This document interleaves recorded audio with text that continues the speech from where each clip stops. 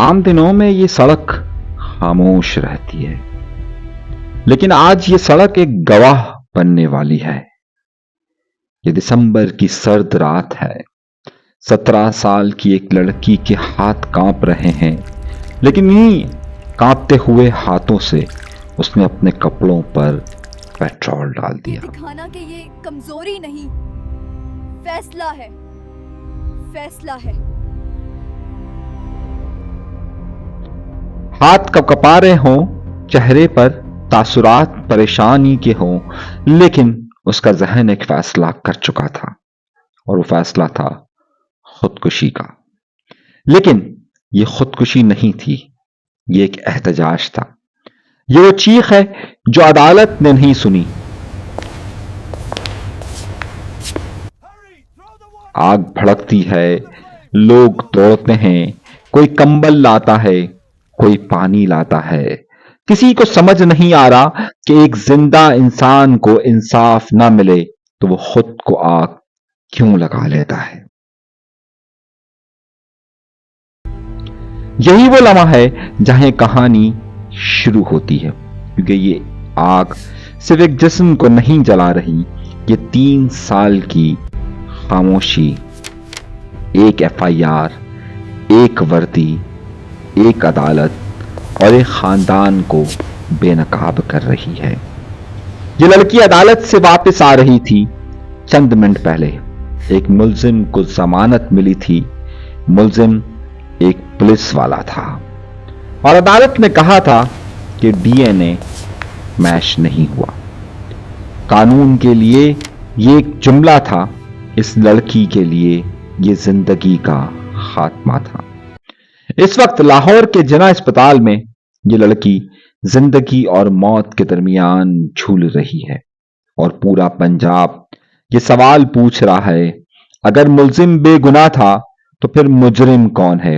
اور اگر مجرم کوئی اور تھا تو 3 سال تک الزام ایک ہی شخص پر کیوں رہا؟ یہ کہانی انصاف کی ناکامی سے شروع ہوتی ہے، لیکن انجام یہاں نہیں ہے، کیونکہ اصل سچ ابھی جل کر باہر آنا باقی ہے۔ 5 دسمبر 2025 قصور کے ڈسٹرکٹ سیشن کورٹ کھچا کھچ بھری ہوئی ہے، لیکن کمرہ عدالت میں خاموشی ہے۔ ایک طرف ایک پولیس کا کانسٹیبل ہے، دوسری طرف ایک باپ اور اس کی نابالغ بیٹی ہے۔ عدالت قانون دیکھتی ہے، انصاف چہرہ دیکھتا ہے۔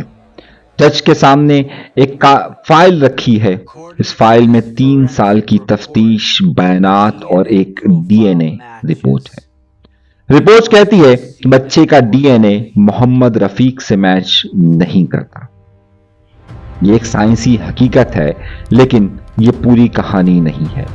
جج قانون کے مطابق فیصلہ کرتا ہے، ضمانت منظور ہو جاتی ہے، ہتھکڑیاں کھلتی ہے، ملزم مسکراتا ہے اور عدالت کا دروازہ کھل جاتا ہے۔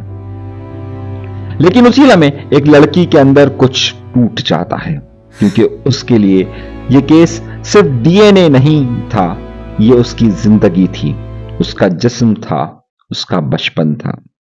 یہاں سے کہانی پیچھے جاتی ہے، 3 سال پیچھے، کیونکہ اس عدالت تک پہنچنے سے پہلے ایک FIR درج ہوئی تھی، ایک الزام لگا تھا اور ایک خاموشی خریدی گئی تھی۔ یہ کیس عدالت سے شروع نہیں ہوا تھا، یہ شروع ہوا تھا ایک گاؤں کے اندر، ایک جوس کے گلاس سے۔ یہ قصور کا تھانہ گنڈا سنگھ والا ہے۔ ایک باپ پولیس اسٹیشن میں داخل ہوتا ہے، اس کے ساتھ اس کی نابالغ بیٹی ہے۔ آنکھیں نیچی ہے، آواز بند ہے، لیکن باپ کہتا ہے میری بیٹی کے ساتھ ریپ ہوا ہے۔ ملزم کا نام محمد رفیق ہے اور وہ پولیس کا کانسٹیبل ہے۔ یہ الزام معمولی نہیں تھا، یہ وردی پر الزام تھا۔ FIR کے مطابق ایک عورت لڑکی کو کام کے بہانے اپنے گھر لے جاتی ہے، اسے جوس پلایا جاتا ہے، وہ بے ہوش ہو جاتی ہے۔ جب ہوش آتا ہے تو کمرہ بدل چکا ہوتا ہے اور اس کے ساتھ ایک مرد ہوتا ہے، محمد رفیق۔ ریپ کے بعد اسلحے کے زور پر دھمکی دی جاتی ہے، خاموش رہنے کا کہا جاتا ہے۔ یہاں خاموشی صرف خوف نہیں تھی، یہ طاقت تھی۔ یہ کیس اسی لمحے خطرناک ہو جاتا ہے جب ملزم پولیس میں ہوتا ہے۔ ایک پولیس ریکارڈ پر سب کچھ درست دکھایا جاتا ہے۔ محمد رفیق گرفتار ہوتا ہے، نوکری سے برخاست کیا جاتا ہے، چالان عدالت میں جمع ہوتا ہے، ہر چیز یک چلا کر کہہ رہی ہوتی ہے کہ ملزم یہی ہے۔ لیکن ذرا ٹھہریے، سچ یہ بھی نہیں۔ سچ ہمیشہ اتنا سیدھا نہیں ہوتا۔ 3 ماہ بعد لڑکی کے جسم میں تبدیلی آتی ہے۔ اس کی ماں سمجھ جاتی ہے لیکن بول نہیں سکتی۔ اسی دوران ملزم کی بہن گھر آتی ہے اور ایک اور جرم ہوتا ہے۔ وہ حمل گرانے کی دوا دیتی ہے، دھمکی کے ساتھ۔ یہ وہ لمحہ ہے جہاں خاندان کو سب پتا چلتا ہے۔ ڈاکٹر تصدیق کرتا ہے لڑکی حاملہ ہے۔ یہ حمل اب الزام نہیں رہا، یہ ثبوت تھا۔ بچہ پیدا ہوتا ہے اور چند دن بعد مر جاتا ہے۔ یہ موت المیہ تھی، لیکن اب بھی کہانی ختم نہیں ہوئی، کیونکہ اب سائنس آ چکی تھی۔ بچے کی سانس تو بند ہو چکی تھی، لیکن اب سائنس آ چکی تھی۔ بچے کا ڈی این اے پنجاب فورنزک ایجنسی بھیجا جاتا ہے۔ یہ وہ لمحہ تھا جہاں سچ یا جھوٹ ہمیشہ کے لیے طے ہونا تھا۔ رپورٹ آتی ہے اور سب کچھ الٹ جاتا ہے۔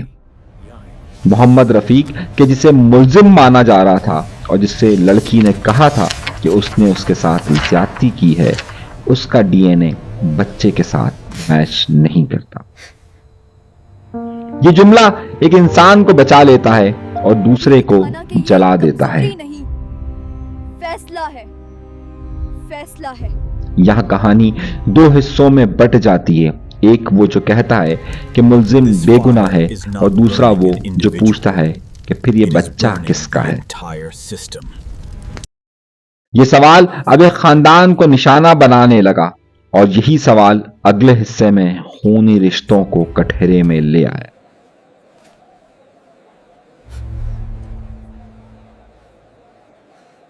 اب معاملہ زیادہ گہرا ہو گیا۔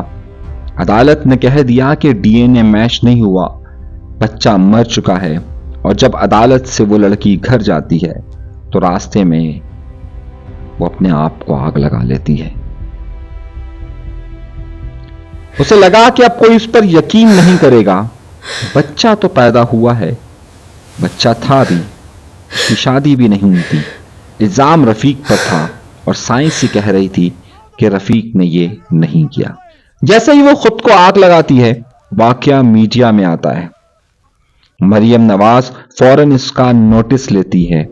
فیکٹ فائنڈنگ کمیٹی بنتی ہے۔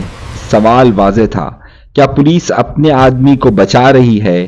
کیا اس نے ڈی این اے کی رپورٹ غلط دی ہے؟ لڑکی درست کہہ رہی ہے، تو پھر معاملہ آخر کیا ہے، اور یہ پھر بچہ کس کا ہے؟ پولیس دوبارہ سے انویسٹیگیشن کا آغاز کرتی ہے۔ 5 مشتبہ افراد کے ڈی این اے کا فیصلہ ہوتا ہے۔ 5 مشتبہ افراد کے ڈی این اے لینے کا فیصلہ ہوتا ہے۔ منطق سادہ تھی، جس کی لڑکی تک رسائی تھی وہی ملزم ہو سکتا ہے، تو گھر کے تمام مردوں کے ڈی این اے لیے جاتے ہیں۔ جیسے ہی ڈی این اے رپورٹ آئی، سب چونک گئے۔ ڈی این اے اس کے گھر میں رہنے والے اس کے چچا کا تھا۔